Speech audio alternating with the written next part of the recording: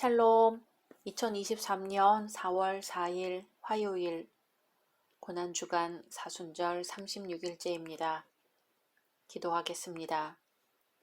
주님, 오늘도 주의 말씀으로 하루를 시작합니다. 사랑하는 주님, 이번 한 주간 예수님이 걸어가시는 그 길을 그저 옆에서 걸어가게 하소서. 예수님의 마음으로 예수님이 바라보시는 것들, 예수님께서 말씀하시는 것들에 주목하게 하소서. 예수님의 이름으로 기도드립니다. 아멘. 오늘의 말씀은 누가복음 19장 45절에서 48절입니다. 성전에 들어가사 장사하는 자들을 내쫓으시며 그들에게 이르시되 기록된 바 내 집은 기도하는 집이 되리라 하였거늘 너희는 강도의 소굴을 만들었도다 하시니라. 예수께서 날마다 성전에서 가르치시니 대제사장들과 서기관들과 백성의 지도자들이 그를 죽이려고 꾀하되 백성이 다 그에게 귀를 기울여 들으므로 어찌할 방도를 찾지 못하였더라. 아멘. 예수님은 예루살렘 성전으로 들어가십니다. 거기서 장사하는 자들을 보셨지요. 상인들은 이방인 구역에서 희생제사를 위한 제물용 짐승이나 필요한 기름, 포도주 등을 팔았습니다. 그리고 유대인 남자는 1년에 반세겔의 성전 세금을 유월절 때에 성전에 납부해야 했는데 이때 당시 통용되던 헬라 화폐나 로마 화폐 또는 수리아나 애굽의 화폐를 세겔로 바꾸어주는 환전상이 영업을 하기도 했습니다. 성전에서 이러한 영업을 할 수 있도록 누가 허가해 주었을까요? 종교 지도자들이 상인들과 야합하여 비싼 가격으로 짐승을 팔고 환전 수수료를 고액으로 받아내었습니다. 이 때문에 성전은 뇌물수수의 장소, 장사꾼의 장터가 되고 말았습니다.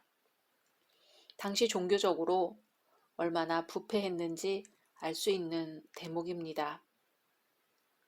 일찍이 예레미야 선지자는 이스라엘 백성들이 드리는 제사가 타락했다고, 형식적으로 예배드린다고 소리쳤지요. 이스라엘 백성들이 우상을 섬기듯이 하나님을 섬기고 겉과 속이 다르다고 꾸짖었습니다. 죄악의 온상지가 된 성전을 보며 주님은 말씀하십니다. 내 집은 기도하는 집이 되리라 하였거늘 너희는 강도의 소굴을 만들었도다. 기도한다는 것은 하나님을 향한 가장 기본적인 예배 의식이지요. 그런데 성전이 기도할 수 있는 곳이 못 된다는 말은 성전의 본질이 상실되었고 하나님과 상관없는 곳이 되었다는 말이 됩니다.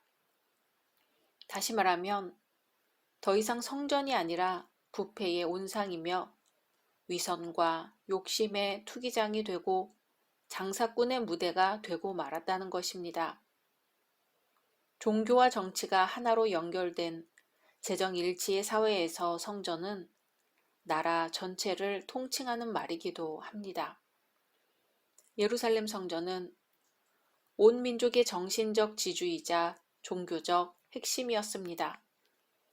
그런데 예수님이 이 예루살렘 성전을 가리켜 강도의 소굴이라고 하셨으니 그것은 결국 정치 지도자들과 종교 지도자들에 대한 정면 도전이었습니다. 기존의 권위 체계를 깡그리 무너뜨리는 것이었지요.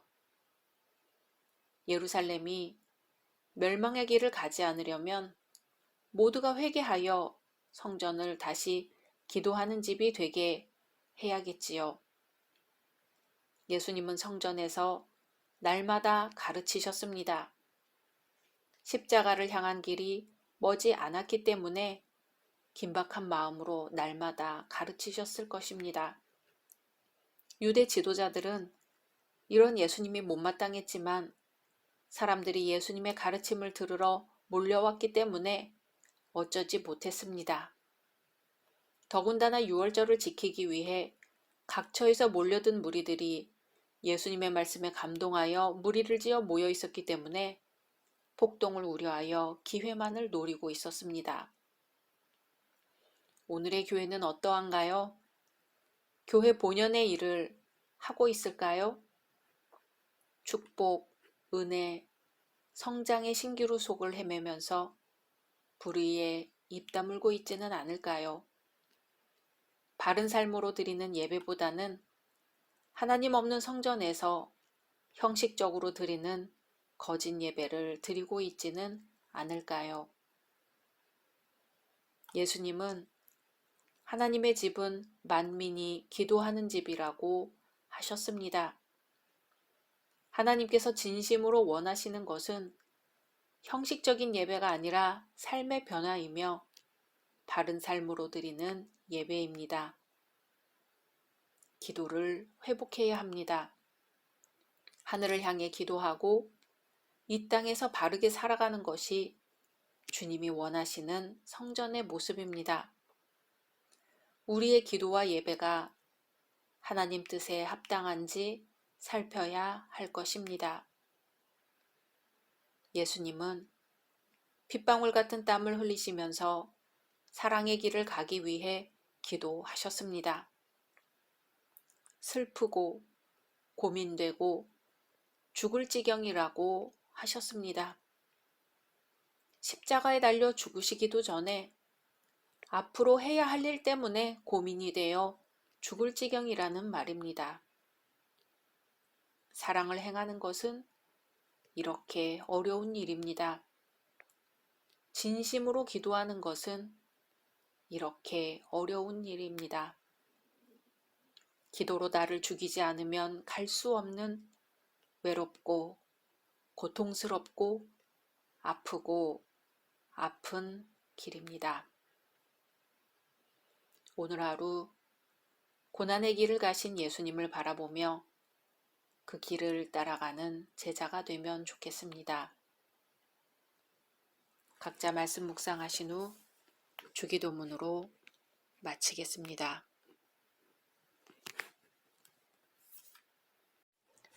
샬롬. 2023년 4월 5일 수요일 고난주간 사순절 37일째입니다. 기도하겠습니다. 주님, 오늘도 주의 말씀으로 하루를 시작합니다. 사랑하는 주님, 오늘 하루 뿌리를 깊게 내려 좋은 열매를 맺게 하소서. 뿌리가 얕아 곧 타들어갈 나무가 아니라 깊게 뿌리 내린 나무가 되어 예수 그리스도의 형상을 닮은 아름다운 열매를 맺게 하소서. 예수님의 이름으로 기도드립니다. 아멘. 오늘의 말씀은 누가복음 20장 9절에서 19절입니다. 그가 또 이 비유로 백성에게 말씀하시기 시작하시니라. 한 사람이 포도원을 만들어 농부들에게 새로 주고 타국에 가서 오래 있다가 때가 이름에 포도원 소출 얼마를 바치게 하려고 한 종을 농부들에게 보내니 농부들이 종을 몹시 때리고 거저 보내었거늘 다시 다른 종을 보내니 그도 몹시 때리고 능욕하고 거저 보내었거늘 다시 세 번째 종을 보내니 이 종도 상하게 하고 내쫓은지라. 포도원 주인이 이르되 어찌할까 내 사랑하는 아들을 보내리니 그들이 혹 그는 존대하리라 하였더니 농부들이 그를 보고 서로 의논하여 이르되 이는 상속자니 죽이고 그 유산을 우리의 것으로 만들자 하고 포도원 밖에 내쫓아 죽였느니라. 그런즉 포도원 주인이 이 사람들을 어떻게 하겠느냐. 와서 그 농부들을 진멸하고 포도원을 다른 사람들에게 주리라 하시니 사람들이 듣고 이르되 그렇게 되지 말아지이다 하거늘 그들을 보시며 이르시되 그러면 기록된 바 건축자들의 버린 돌이 모퉁이의 머릿돌이 되었느니라 함이 어찌미냐. 무릇 이 돌 위에 떨어지는 자는 깨어지겠고 이 돌이 사람 위에 떨어지면 그를 가루로 만들어 흩으리라 하시니라. 아멘. 성경은 이스라엘을 하나님의 포도나무, 포도원으로 묘사합니다. 이사야 예언자는 이사야 5장에서 여호와의 포도원을 이스라엘 족속으로 비유하여 포도원의 노래를 불렀습니다. 하나님께서 정성을 다해 포도원을 가꾸시고 좋은 포도를 기대했는데 들포도를 맺었다고 이스라엘에 대한 실망을 노래합니다. 포도원과 관련된 오늘 예수님의 비유는 마태복음 20장에 나오는 포도원의 품꾼 비유와 흡사해 보입니다만 상당한 차이가 있습니다. 포도원 품꾼 비유는 하나님의 나라와 관련하여 하나님의 주권을 부각시키고 있습니다. 반면 오늘 본문은 복음을 거절한 자들에게 임할 심판을 그 주제로 하고 있습니다. 오늘 말씀은 구약시대부터 전개된 하나님의 구원 사역과 인간의 배반, 재림과 심판이라는 구속사의 맥락에서 이해해야 합니다. 먼저 오늘 말씀에 나온 포도원은 이스라엘 또는 하나님 나라를 의미합니다. 그리고 포도원을 새로 빌려 쓰는 농부들은 이스라엘의 통치자들을 가리키는 것으로 이해될 수 있습니다. 이들은 그들의 지위와 권세로 사리사욕을 채우는 사람들이었지요. 당시에는 본토의 토지를 소유하고서 외지에 거주하는 이들이 있었나 봅니다. 부재지주인 것이죠. 그래서 이러한 부재지주로 인한 갖가지 문제들이 발생하곤 했던 것 같습니다. 오늘 이 비유의 말씀을 듣는 유대인들은 자신들의 삶의 배경에서 예수님의 이 비유를 쉽게 이해했을 것입니다. 여기서 포도원을 새로 주었다는 것은 이 세상의 소유권이 오직 하나님께 있고 다만 성도는 이를 관리하는 청지기 내지는 종의 위치에 있음을 뜻합니다. 타국에 갔다는 것은 주인이 직접적으로 개입하지 않고 자율적으로 포도원을 경작하라고 맡겼다는 뜻이며 사람들이 이 세상에서 능동적이고 자발적으로 맡은 바 사명을 추구해 나가야 함을 시사하는 말입니다. 때가 이름에 타지에 있던 포도원 주인은 포도원 소출 얼마를 바치게 하려고 한 종을 이 포도원에 보냅니다. 포도원을 농부들에게 새로 주었으니 소작료를 받으려는 것이지요. 그런데 이 농부들은 소작료를 내기는커녕 그 종을 몹시 때리고 빈손으로 돌려보냈습니다. 주인과의 계약 관계를 일방적으로 파기하겠다는 의사표시이지요. 포도원 주인은 다시 다른 종을 보냅니다. 그랬더니 이번에도 그 종을 몹시 때리고 능욕하고 빈손으로 돌려보냈습니다. 농부들은 주인과의 관계를 끊고 계약도 파기하는 행위를 하며 주인의 종까지 모욕을 주고 돌려보내는데도 주인은 그 사실에 대해 침묵하고 다시 세 번째 종을 보냅니다. 이 주인은 왜 그러는 걸까요? 주인은 농부들을 신뢰하기 때문에 농부들이 회개하여 다시 정상적인 관계로 회복되기를 바라는 것이지요. 주인을 하나님으로 비유했을 때 하나님은 이스라엘 민족의 끝없는 배신과 죄악에도 불구하고 지금도 그들이 회개하고 돌아오기를 기다리십니다. 그런데 이번에도 농부들은 그 종도 상하게 하여 내쫓았습니다. 종이 받는 상처가 점차 심해지고 그냥 돌려보낸 것이 아니라 내어 쫓았다는 표현을 사용함으로써 농부들의 마음이 더욱 완악해져 살기 등등한 모습을 연상하게 합니다. 마가복음에서는 세 번째 종 외에 많은 종들이 다시 왔음을 밝히면서 그들을 죽이기도 했다고 합니다. 세례 요한의 죽음이 증명하듯 보냄을 받은 선지자들이 많이 죽었던 것이 사실입니다. 전승에 의하면 예레미야는 애굽에서의 유배 생활 중에 돌에 맞아 죽었으며 이사야는 톱에 켜져 죽었다고 합니다. 이제 주인은 고민합니다. 이 사람들을 어찌할까? 내 사랑하는 아들을 보내리니 그들이 혹 그는 존대하리라.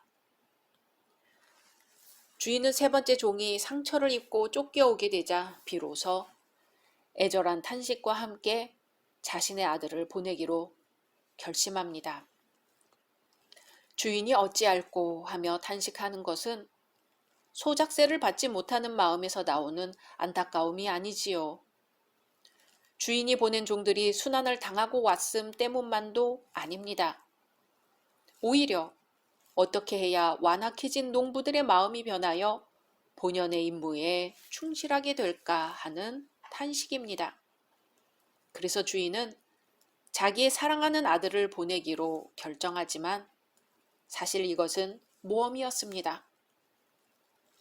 주인의 탄식과 자신의 아들을 보낸다는 것은 하나님이 독생성자 예수를 이 땅에 보냈다는 사실과 일치합니다. 이제 농부들은 주인의 아들을 보고는 이 사람은 상속자니 죽이고 그 유산을 우리 것으로 만들자 하고 모의를 합니다.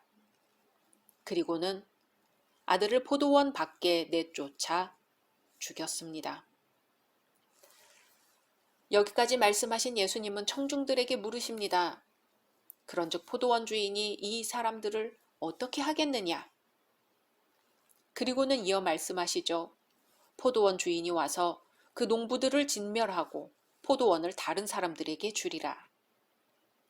청중들은 그렇게 되지 않으면 좋겠습니다 하며 안타까운 마음으로 대꾸하지요. 그러나 주님은 건축자들의 버린 돌이 모퉁이의 머릿돌이 되었느니라 하십니다. 건축자가 잘못 판단하여 좋은 돌을 한때 버렸을지라도 다시 발견되어 머릿돌로 쓰여지게 된다는 말씀입니다. 예수님은 유대인들에게 버림받아 초라하게 십자가에서 죽임을 당하셨으나 하나님 나라를 위한 초석이 되셨습니다. 예수님은 계속해서 무서운 말씀을 하십니다. 무릇 이 돌 위에 떨어지는 자는 깨어지겠고 이 돌이 사람 위에 떨어지면 그를 가루로 만들어 흩으리라. 항아리 같은 것들이 돌 위에 떨어지면 산산이 부서지듯이 사람도 그렇게 파멸에 이른다는 것이며 이제는 심판 강도가 높아져 돌이 사람에게 떨어져 가루로 만들어 흩으리라 하시니 그 심판이 얼마나 철저할 것임과 마지막 날 예수께서 친히 불신의 세력을 철저히 파멸시키실 것을 뜻합니다. 이 비유를 들은 초대 기독교인들은 자신들에게 임한 핍박과 고난을 예수님의 고난과 동일시하면서 종말의 때에 통쾌한 승리를 약속하는 복음으로 이해하였을 것입니다. 오늘 우리는 고난주간을 보내면서 우리 삶 속에서 드러나는 아름다운 열매가 있는지 스스로 살펴야 할 것입니다.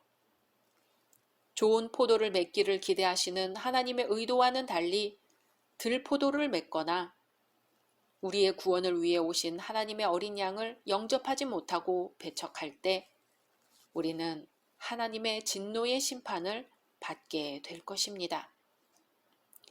성전 정화 사건에 격분하여 예수를 문책하려던 유대교 지도자들의 계획은 수포로 돌아가 버리고 도리어 예수의 비유를 통해 강력한 경고를 받자 그들은 일단 물러났습니다. 그러나 이들의 예수 살해 음모는 한층 더 가속화되고 마침내 서기관과 대제사장들이 세금 문제로서 예수를 로마 정부에 고소하려고 합니다. 사내들인에서 파견된 무리들은 예수를 하나님이 보낸 위대한 선지자로 생각하는 군중들을 의식하여 섣불리 예수께 무력을 행사하지 못하게 되자 이제 로마 당국자들의 손을 빌어 예수를 처치할 계획에 박차를 가하는 것입니다. 포도원 주인 되시는 하나님이 품꾼들인 우리들에게 아들을 보내셨습니다.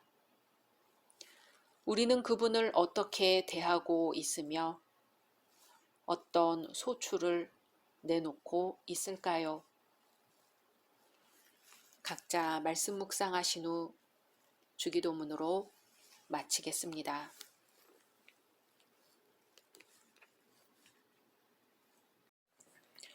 샬롬 2023년 4월 6일 목요일 고난주간 사순절 38일째입니다. 기도하겠습니다. 주님, 오늘도 주의 말씀으로 하루를 시작합니다. 사랑하는 주님, 오늘 하루 주님의 몸된 성전인 우리 몸을 바르게 세우게 하소서. 그러나 무엇보다도 주님, 성령께서 역사하여 주시사 육신의 병과 마음의 병을 치유하여 주소서. 예수님의 이름으로 기도드립니다. 아멘.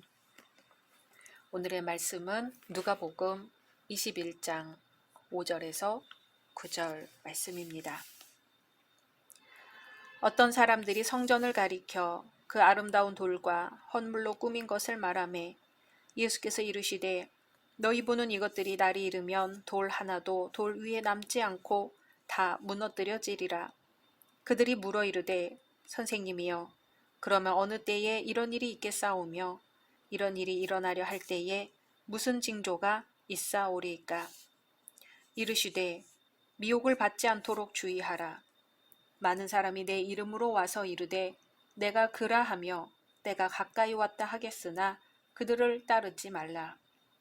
난리와 소요의 소문을 들을 때에 두려워하지 말라. 이 일이 먼저 있어야 하되 끝은 곧 되지 아니하리라. 아멘. 히브리서 9장 26절은 그리스도의 희생을 통한 속죄를 말씀합니다. 구약의 이스라엘은 죄를 대속하기 위해 해마다 속죄제를 드려야 했지요. 그러나 예수님의 고난과 십자가 제사는 단 한 번으로 드려지는 영원한 제사입니다.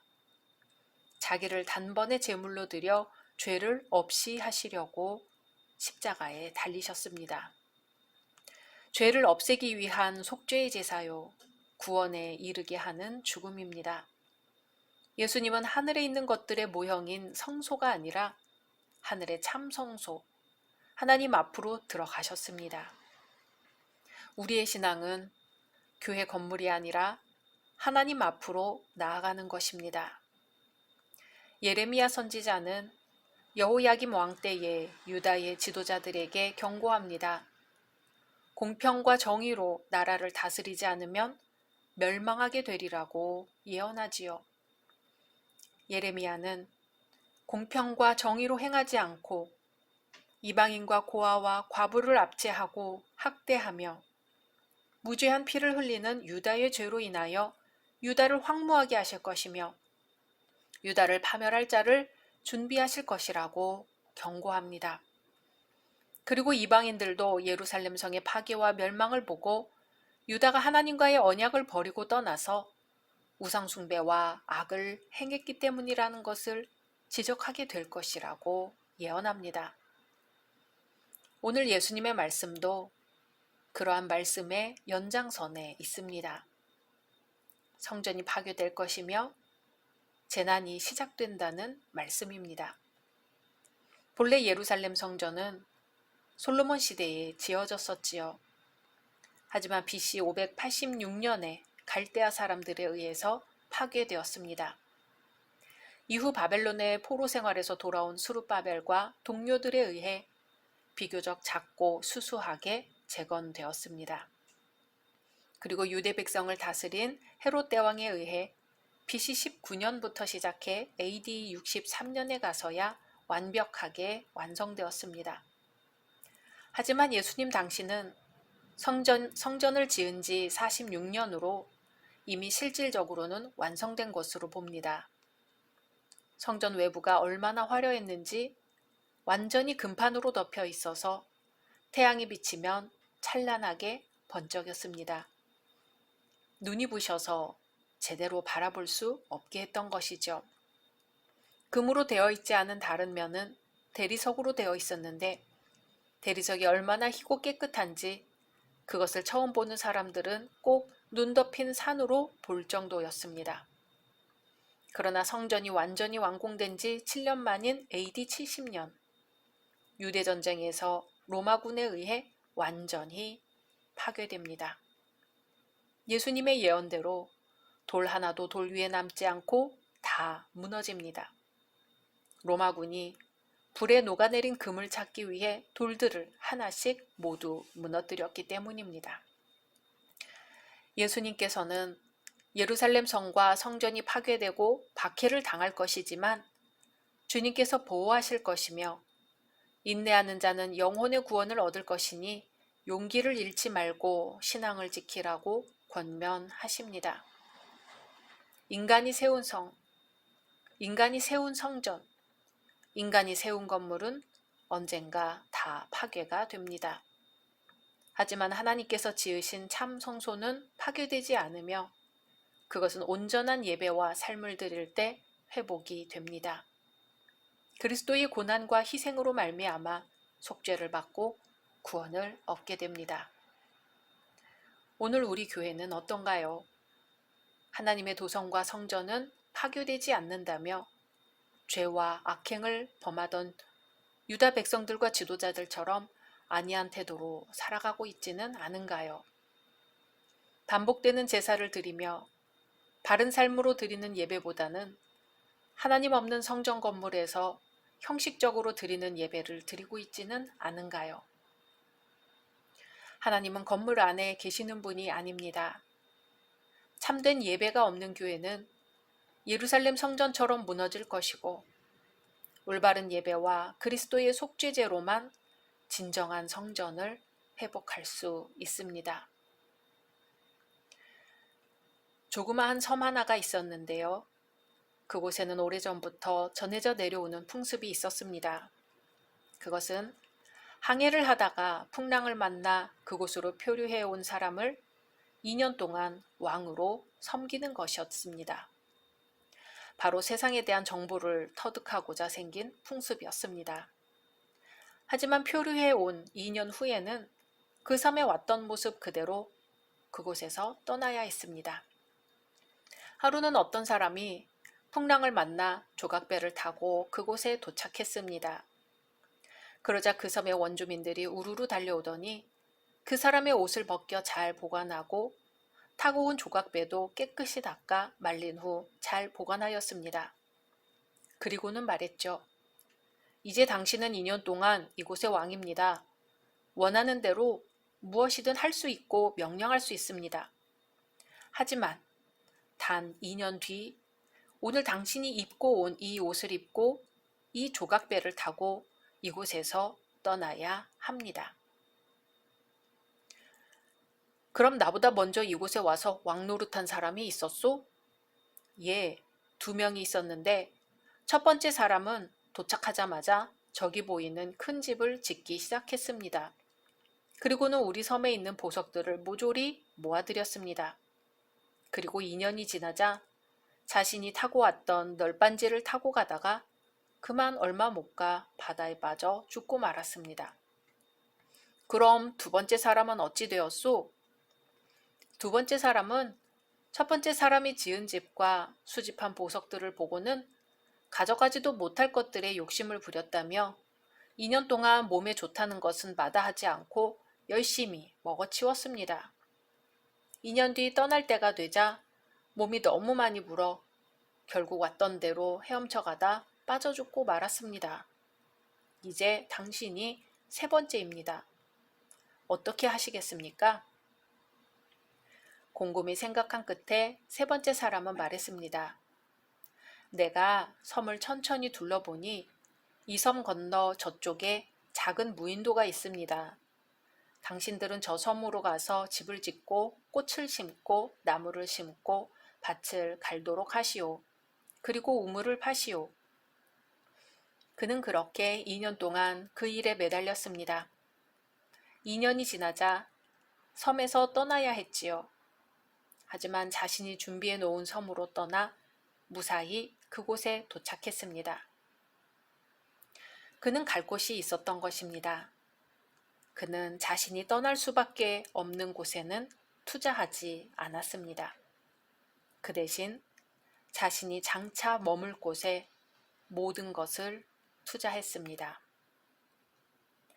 오늘 우리는 우리의 성전을 어디에 짓고 있을까요?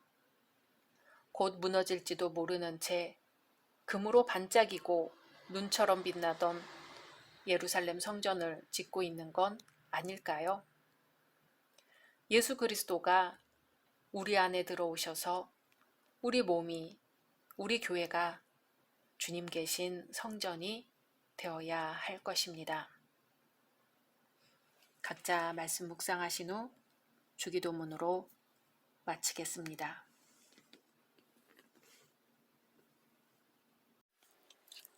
샬롬. 2023년 4월 7일 금요일, 고난주간 성금요일, 사순절 39일째입니다.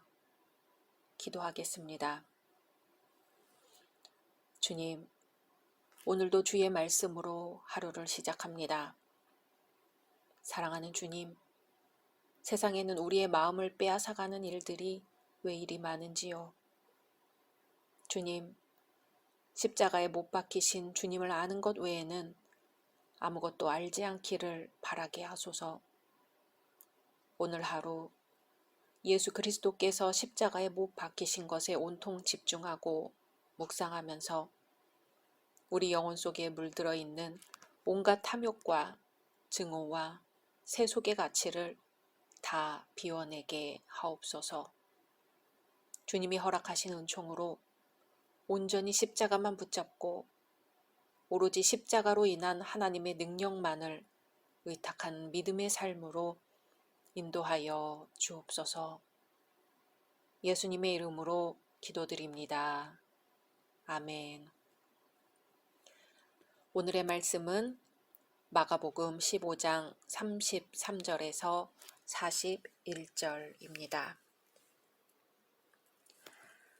제6시가 되매 온 땅에 어둠이 임하여 제9시까지 계속하더니 제9시에 예수께서 크게 소리 지르시되 엘리 엘리 라마 사박다니 하시니 이를 번역하면 나의 하나님 나의 하나님 어찌하여 나를 버리셨나이까 하는 뜻이라.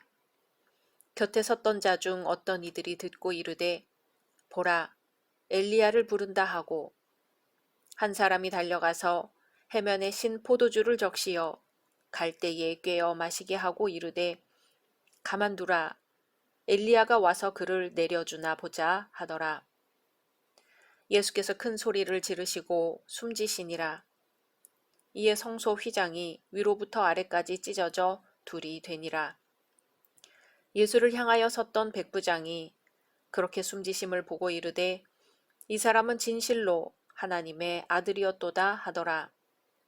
멀리서 바라보는 여자들도 있었는데 그 중에 막달라 마리아와 또 작은 야고보와 요새의 어머니 마리아와 또 살로메가 있었으니 이들은 예수께서 갈릴리에 계실 때에 따르며 섬기던 자들이요 또 이 외에 예수와 함께 예루살렘에 올라온 여자들도 많이 있었더라.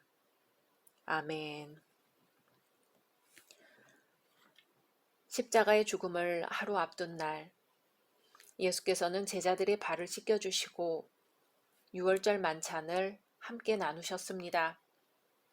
그리고 제자들과 함께 기드론 골짜기를 지나 겟세마네 동산으로 가셨습니다. 거기서 예수님은 십자가를 앞에 놓고 마지막 기도를 드리셨지요. 예수님의 고난은 이미 겟세마네에서 시작되었습니다. 마태는 기도하시는 예수님의 모습을 마음이 심히 고민하여 죽게 되었으니 라고 표현했으며 히브리서도 예수께서 심한 통곡과 눈물로 간구와 소원을 드렸다고 증언합니다. 겟세마네의 기도 이후 예수님은 어떤 모욕과 고통도 개의치 않으시고 묵묵히 그 길을 걸어가셨습니다. 내가 목마르다는 말 이외에는 육체의 고통스러움을 겉으로 드러내지 않으셨습니다. 그래서 십자가의 고난을 결단했던 겟세마네의 기도는 십자가 자체보다 더 힘든 과정이었습니다. 하나님께서도 천사를 보내어 예수님의 기도를 도와주셨습니다. 그때의 기도가 얼마나 간절했으면 땀방울이 피처럼 되었다고 했을까요? 겟세마네에서의 기도는 이 잔을 내게서 옮기시옵소서였습니다. 그러나 곧이어 나의 원대로 마옵시고 아버지의 원대로 하옵소서라는 위임과 결단이 뒤따랐습니다. 겟세마네에서 조금만 걸어 올라가면 감람산 정상에 이릅니다. 그리고 그 너머에는 누구도 추격할 수 없는 유대 광야가 펼쳐져 있습니다.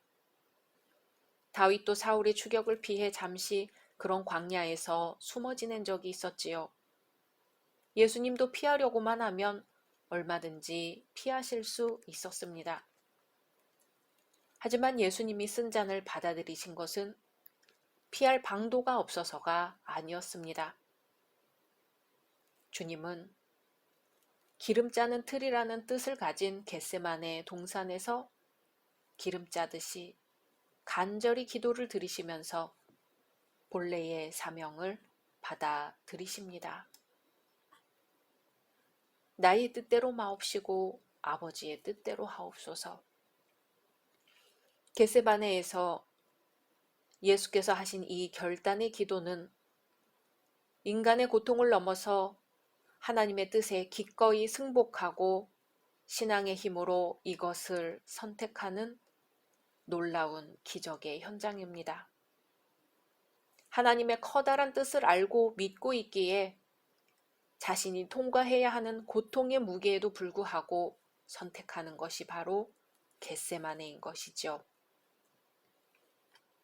베드로의 겟세마네. 나는 그 사람을 모릅니다. 주님을 모른다는 마지막 부인의 말이 끝나고 새벽 닭 우는 소리를 들으며 베드로의 겟세마네는 시작되었습니다. 베드로는 잡혀가시던 예수님과 눈이 마주쳤을까요? 예수님의 눈빛은 어떠했을까요? 닭 울기 전에 내가 3번 나를 부인하리라 하셨는데 베드로는 죽기까지 주님을 따르겠다고 했는데 자신도 모르게 예수님을 부인하다 닭 우는 소리를 듣고 말았네요. 인간의 자신감은 그렇게도 힘이 없습니다. 매 순간 깨어 하나님을 의지하지 않고는 힘없이 무너져 버리고 맙니다. 사람의 중심을 꿰뚫어 보시는 예수님이 친히 선택하신 제자 가룟 유다.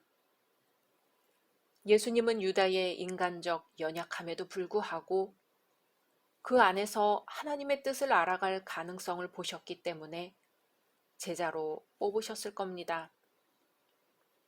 유다도 겟세마네에 오르기는 했지요. 다만 내가 입맞추는 자가 바로 그요. 은 30냥의 스승을 팔기 위해서였습니다. 유다는 겟세마네 동산을 오르면서 무슨 생각을 했을까요? 유다는 자기 인생에 다가온 겟세마네를 넘어서지 못했습니다. 스승을 팔아챙긴 은 30냥을 도로 돌려주려고도 했지요. 하지만 하나님 안에서 회개하고 돌이킬 기회를 놓쳤습니다. 가슴이 답답하고 의심가고 분한 상황에서 철저하게 하나님 앞에 무릎 꿇고 자기에게 다가온 겟세마네를 넘어서지 못했습니다. 이제 예수님은 잡히시고 죄 없으신 분이 사형을 언도받으십니다. 로마 군병들은 예수님을 채찍질합니다. 조롱합니다. 그리고 십자가 횡대를 지게 하여 골고다 언덕으로 끌고 갑니다. 비아 돌로로사, 슬픔의 길, 고난의 길이라는 뜻의 라틴어입니다. 실제 예루살렘에 있는 빌라도 법정에서 갈보리 언덕까지의 도로명이기도 하고 십자가의 길이라고도 합니다. 거리는 약 600m. 그 길 중간중간에는 예수께서 특별한 흔적을 남기신 곳이 14군데 있는데 14처라고 합니다. 그 길에 누가 십자가를 지신 예수님의 곁을 따르고 있을까요? 구레네 시몬. 시몬은 예수님의 십자가를 강제로 지기까지 예수님을 알지 못했습니다. 순례를 왔다가 피투성이가 된 한 젊은이의 십자가 행렬을 구경하게 된 거죠. 그러다 황당하게 예수님의 십자가를 대신 지게 됩니다. 성경은 마침이라고 쓰고 있습니다. 하필이라고 할 만한 상황인데 말이죠. 아, 하필 왜 그때 쓰러지셔서는. 아, 하필 나야. 수많은 하필로 투덜거리기 쉬운 상황입니다. 하지만 때마침 그 옆에 있던 바람에 시몬은 제자들이 모두 도망간 상황에서 가장 가까이에서 예수님의 마지막을 함께 할 수 있었습니다. 홀로 서 있기도 위태로운 젊은이의 몸에는 가시채찍으로 찢긴 생채기가 한가득이었습니다. 유대인의 왕이라고 조롱하고 놀리기 위해 씌운 가시면류관 때문에 얼굴도 온통 피투성이었습니다. 하지만 시몬은 몸의 고통에 신음하는 처절한 예수님의 모습 너머 영혼이 평안하고 요동치지 않음을 보았습니다. 분명 이분은 죄가 없는 분이었지요. 어느덧 한 어깨에는 십자가를 메고 다른 발로는 쓰러지는 예수님을 부축하며 시몬은 그렇게 골고다를 올랐을 겁니다. 아마 시몬은 그날 골고다를 떠나지 못했을 겁니다. 그분이 십자가에 달리시고 고통받으시고 돌아가시는 것을 다 보기까지 왜 무고한 사람의 죽음이 6월절 이 해방의 절기에 자행되어야 하는지 묻고 또 물었을 것입니다. 마침 그곳에 있었던 구레네 시몬은 그렇게 예수님의 제자가 되었습니다. 예수님의 십자가 곁에 어머니 마리아가 서 있습니다. 처녀가 아이를 낳게 된 상황에서도 주의 뜻이 내게 이루어지이다 하며 순종했던 여인. 하지만 아들이 마지막 숨을 다하는 순간까지 십자가 앞을 지키고 있는 것은 너무나 고통스럽고 뼈가 깎이는 고통이었지요. 돌에 맞아 죽을 각오를 하고 처녀의 몸으로 아이를 받아들이는 것도 순종했고 하나님의 아들로 살아가는 아들을 내 아들 아닌 하나님 아들로 기꺼이 내놓았지요. 그런데 이제 십자가라니요. 아들을 하나님께 양보하고 또 양보한 대가가 피 흘리고 고통받는 십자가라니요. 아들의 신음소리는 더한 아픔으로 마리아의 가슴을 채찍질하고 생채기를 내었을 것입니다. 차라리 내가 십자가에 달렸다면, 차라리 내가 십자가에 달렸다면, 어머니 마리아는 그렇게 아들의 첫 숨부터 함께 하였고, 이제 마지막 숨의 순간까지도 함께 합니다. 어떤 사람이 꿈속에서 예수님이 기둥에 묶인 채 참혹하게 채찍질 당하시는 장면을 목격하게 되었습니다. 그 채찍은 여러 갈래의 두꺼운 가죽으로 만들어졌는데 그 가죽 끝에는 납덩어리들과 날카로운 뼈 조각들이 촘촘히 매달려 있었습니다. 그것으로 힘껏 내리칠 때마다 비명소리와 함께 살덩어리가 떨어져 나오면서 예수님의 몸이 움푹 파이며 핏방울이 여기저기로 터져 나왔습니다. 이 사람이 차마 보지 못할 지경에까지 다다르자 무장한 채 채찍을 들고 서 있는 잔인한 로마 군인에게 달려가 그의 팔을 붙잡고 그 얼굴을 쳐다보니 바로 자신의 얼굴이었다고 합니다. 예수님이 당하신 피 흘림, 고난은 바로 우리의 죄 때문이요, 우리의 대속을 위한 것이었습니다. 그러나 오늘도 우리는 그 은혜를 모른 채 다시금 십자가의 못을 받고 있지는 않은지 되돌아볼 일입니다. 십자가에 달리신 예수님, 예수님은 마지막 처절한 몸부림을 치시면서 외치십니다. 엘리 엘리 라마 사박다니, 나의 하나님, 나의 하나님, 어찌하여 나를 버리셨나이까. 예수님은 큰 소리를 지르시고 숨지십니다.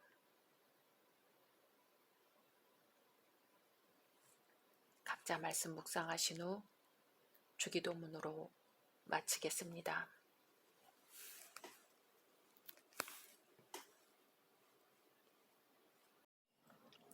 샬롬. 2023년 4월 8일 토요일 고난주간 사순절 40일째입니다. 기도하겠습니다. 주님, 오늘도 주의 말씀으로 하루를 시작합니다. 사랑하는 주님, 주님께서 무덤에 묻히신 오늘, 절망 가운데서도 소망을, 고난 가운데서도 영광을, 죽음 가운데서도 부활을 들을 수 있는 영혼의 귀를 허락하여 주옵소서. 예수님의 이름으로 기도드립니다. 아멘. 오늘의 말씀은 마가복음 15장 42절에서 47절 말씀입니다. 이날은 준비일 곧 안식일 전날이므로 저물었을 때에 아리마대 사람 요셉이 와서 당돌이 빌라도에게 들어가 예수의 시체를 달라 하니 이 사람은 존경받는 공회원이요 하나님의 나라를 기다리는 자라. 빌라도는 예수께서 벌써 죽었을까 하고 이상히 여겨 백부장을 불러 죽은 지가 오래냐 묻고 백부장에게 알아본 후에 요셉에게 시체를 내주는지라. 요셉이 세마포를 사서 예수를 내려다가 그것으로 싸서 바위 속에 판 무덤에 넣어두고 돌을 굴려 무덤 문에 놓음에 막달라 마리아와 요새의 어머니 마리아가 예수 둔 곳을 보더라. 아멘. 42절입니다. 이날은 준비일 곧 안식일 전날이므로 저물었을 때에. 준비일과 안식일 전날은 같은 말입니다. 마가는 유대인이 아니어서 준비일 개념을 모르는 이방인들을 배려하는 것 같습니다. 이 준비일은 안식일에 노동하지 않기 위해 미리 모든 것을 준비하는 날입니다. 유대인들의 안식일은 토요일이므로 이날은 금요일입니다. 이 설명은 다음 절에서 아리마대 요셉이 예수님의 시체를 요구하는 이유를 설명하는 구절입니다. 유대인의 율법에 의하면 사람의 시체는 죽은 그날에 장사 지내야 했습니다. 더구나 다음 날이 안식일이므로 더더욱 그랬지요. 저물었을 때라고 하는 걸 보니 이제 안식일이 다가와 시간이 급박합니다. 유대인들은 저녁을 기준으로 하루가 시작되었으니 이제 안식일이 얼마 남지 않았습니다. 아리마대 요셉은 서두를 수밖에 없었습니다. 43절 아리마대 사람 요셉이 와서 당돌이 빌라도에게 들어가 예수의 시체를 달라 하니 이 사람은 존경받는 공회원이요 하나님의 나라를 기다리는 자라. 아멘. 보통의 경우에는 십자가형을 받은 사람의 친척이나 가까운 친구가 시체를 요구하고는 했습니다. 하지만 아마도 예수님의 어머니는 너무 괴로움에 휩싸인 나머지 그렇게 할 수 없었던 것 같습니다. 그리고 요한을 제외한 다른 제자들은 모두 도망하였지요. 예수님의 형제들과 자매들이 예루살렘에 있었다는 증거가 없으니 만일 아리마대 요셉이 용기를 내어 행동하지 않았다면 예수님의 시체는 다른 일반 죄수의 무덤에 장사되었을 것입니다. 예수의 시체를 달라 하는 요셉의 행동은 당돌했습니다. 왜냐하면 요셉은 사내들인의 의원이었는데요. 사내들인은 바로 예수를 죽이는 일에 주도적이었기 때문에 사내들인 의원인 요셉의 이 같은 행동은 배신 행위로 보일 수 있기 때문입니다. 하지만 누가복음에 나온 바와 같이 요셉은 공회의 결정과 행동에 동의하지 않았던 경건한 사람이며 그 자신이 하나님의 나라를 기다리는 신실한 사람이었습니다. 이러한 요셉의 당돌한 행동은 로마 당국에게 예수와 공범이라고 판단하게 할 수 있는 것이기도 했지요. 만약 로마 당국이 그렇게 판단하는 경우 요셉 역시 생명을 부지할 수 없게 되는 상황으로까지 몰리게 될 수도 있었습니다. 그렇기 때문에 요셉의 행동은 말 그대로 대담하고 용기 있는 것이었지요. 로마인들은 관례적으로 죽은 자의 가족이나 친척이 시체를 요청하면 시체를 가져다가 장사 지내도록 허락하였습니다. 하지만 정치범은 허락되지 않았습니다. 이런 점에서도 요셉의 행동은 매우 이례적이었습니다. 특별히 여기서 시체로 번역된 단어 소마는 죽음과 관계없는 단지 신체, 몸 등을 뜻하는 단어로서 정말 시체를 의미하는 단어인 프토마와는 엄연히 다릅니다. 그런데 복음서의 기자가 프토마가 아니라 소마라는 단어를 사용한 것을 보면 분명 예수님의 죽음을 바라보는 그들의 신앙을 엿보게 됩니다. 그들은 예수님의 죽은 시신 앞에서 죽음 너머에 있는 예수님의 부활을 소망하며 내다보고 있었던 것이지요. 요셉은 존귀한 공회원이었습니다. 공회원이라는 것 자체가 유대 사회에서는 최고의 상류층에 속하는 지위를 말해줍니다. 그런데 존귀한 공회원이라고 수식어가 붙었습니다. 일반적인 사내들인 의원이 아니라 매우 명망이 있고 사회적 영향력이 있는 사람임을 말해줍니다. 누가는 이 사람을 선하고 의로운 자로 사내들인의 예수 처형 결의를 찬성하지 않은 자라고 하며 마태는 이 사람을 예수님의 제자였다고 합니다. 그리고 오늘 말씀에서 마가는 이 사람을 하나님 나라를 기다리는 자였다고 합니다. 아마 이 사람은 경건하고 의로운 사람으로 하나님 나라를 깊이 기다리던 중 예수님에게서 그것을 보았던 것 같습니다. 그리고 예수님을 따르기로 했겠지요. 진심으로 하나님 나라를 믿었던 사람이기 때문에 모든 불리한 상황 속에서도 이렇게 당돌하게, 담대하게 예수님의 시신을 달라고 찾아갈 수 있었던 것입니다. 44절 빌라도는 예수께서 벌써 죽었을까 하고 이상히 여겨 백부장을 불러 죽은 지가 오래냐 묻고. 아멘. 십자가에 못 박힌 죄수들은 보통 2, 3일씩 매달려 고통받다가 죽는 것이 보통이었습니다. 그러니 십자가에 달린 지 몇 시간도 안 된 때에 요셉이 예수님의 사망 사실을 알리며 시체를 내어달라고 했을 때 빌라도가 놀란 것은 당연합니다. 빌라도는 이상히 여겼다고 하는데 이것은 단순히 놀라는 게 아니라 이적적인 사건 앞에서 느끼는 거룩함이나 경외감을 뜻합니다. 또 자신의 이성적인 판단으로서는 감당하기 어려울 정도로 기이히 여김을 표현하는 단어입니다. 예수님의 빠른 죽음이 빌라도에게는 충격이며 이적적인 사건으로 받아들여지고 있는 대목입니다. 요한복음의 기록을 보면 유대인들은 안식일에는 시체를 십자가에 두려고 안 했으므로 다리를 꺾어서라도 빨리 죽게 하라고 요구했는데요. 군병들이 예수의 양옆에 있는 죄인들의 다리를 꺾고 나서 예수님의 다리를 꺾으려고 보니 이미 예수는 죽어 있었다고 합니다. 시편 34편 20절 말씀과 같이 그 모든 뼈를 보호하시며 그 중에 하나도 꺾이지 아니하도다 하는 말씀이 온전히 이루어진 것입니다. 45절 백부장에게 알아본 후에 요셉에게 시체를 내주는지라. 매우 놀란 빌라도는 아리마대 요셉의 말이 고지 들리지 않았으므로 백부장에게 예수님의 죽음을 확인한 뒤에 그 시체를 내어주고 있습니다.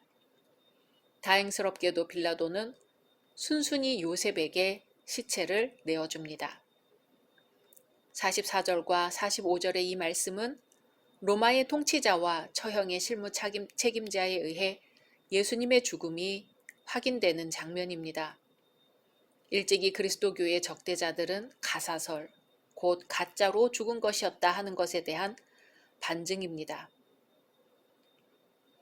그리고 빌라도가 대역죄로 유죄 선고받은 자의 시체를 가족이나 친척이 아닌 이에게 넘겨준 것은 매우 예외적인 것으로 이해하기 어려운 행동입니다.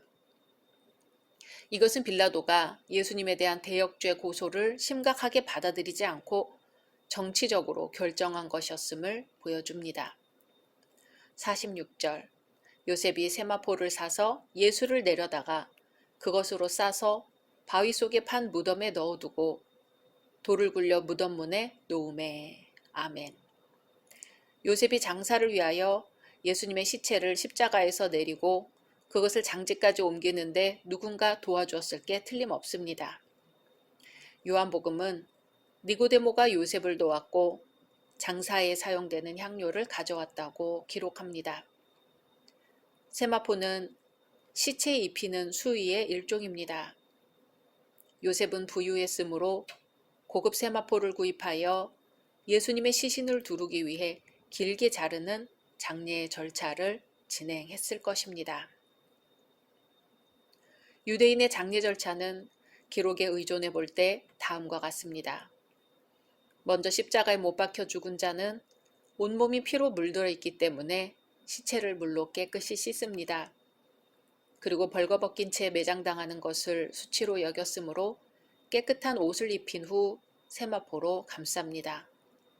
그리고 시체에 기름을 바릅니다. 그리고 시체를 죽은 자의 침상에 실어서 무덤으로 운반합니다. 유대인들은 바위를 파거나 자연적인 굴을 무덤으로 많이 사용했습니다. 예수님이 매장된 무덤도 바로 이런 형태의 무덤이었습니다.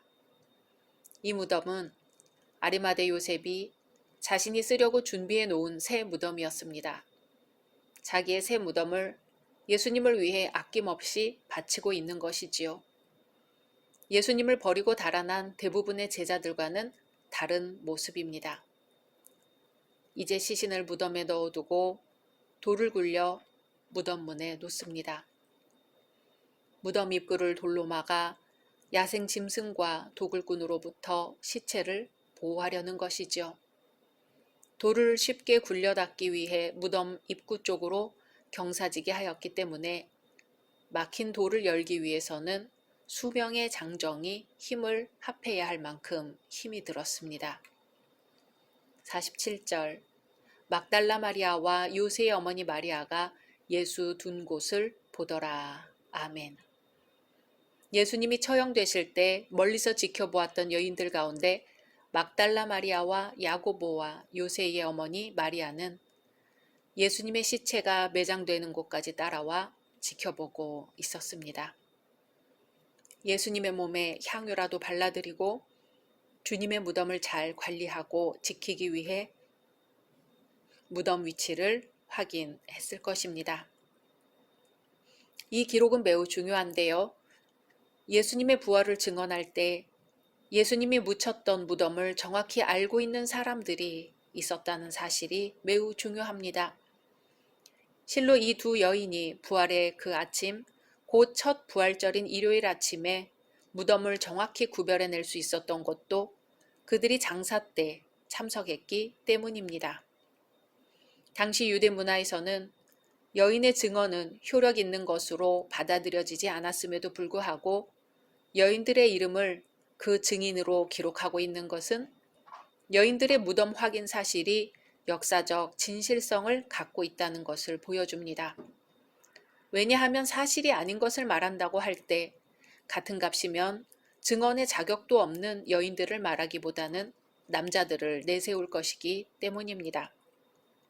그럼에도 복음서 기자들은 예수님의 고난과 죽음을 기록하기 위해 당시 여인들의 활약상을 조금도 놓치지 않고 기록하고 있습니다. 이렇게 예수님의 처형과 장사는 완전히 종료되었습니다. 무덤에 묻히신 예수님을 생각하며 각자 말씀 묵상하신 후 주기도문으로 마치겠습니다.